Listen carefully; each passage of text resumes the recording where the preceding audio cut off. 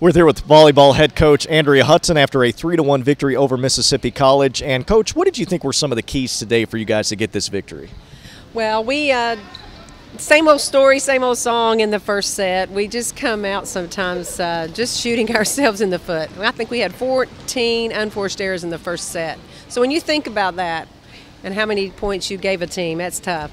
We talked about this team likes to set the ball really tight into the zone, and there was no reason for us not to be blocking or touching more balls.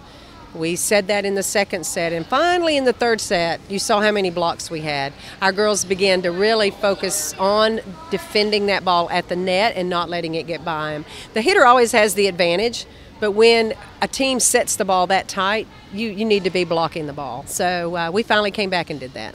Well, I thought Emily Philpott had a great game today blocking at the net, and also Catherine Conley, and that's been a part of her game as well. Some other players that stepped up, it seems like some of your freshmen are starting to get a little bit more comfortable. We talked earlier with Emily Bento, and she was able to have 8 kills.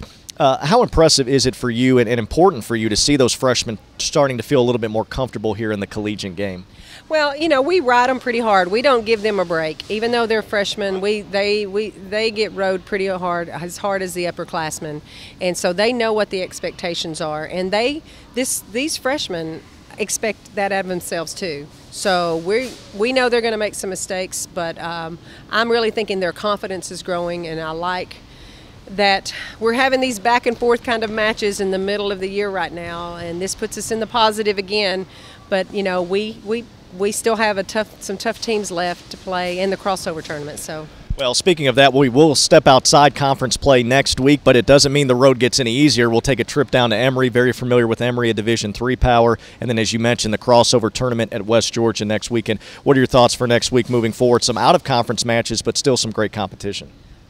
Well, I'm looking forward to the crossover. Obviously, Emory right now, they're ranked number 3 in Division III, and they could win the Nationals any year. They get very close every year. They're in the Final Four. So I like that we're going to play them before we go to play some more of our D2 crossover opponents. The way they're going to set up this tournament is the top halves of both of the conferences are going to play each other, and then the bottoms half. So we're kind of right in the middle. According to what happens this weekend, will determine, among the other teams, will determine where we sit and who we play next weekend, and we'll have that schedule on Monday. Well, sounds great. Well, best of luck next week, Coach. Congratulations on the victory today. Thank you very much. The Lady Flames claim a 3-1 victory over Mississippi College here from Paul Dana Walker Arena.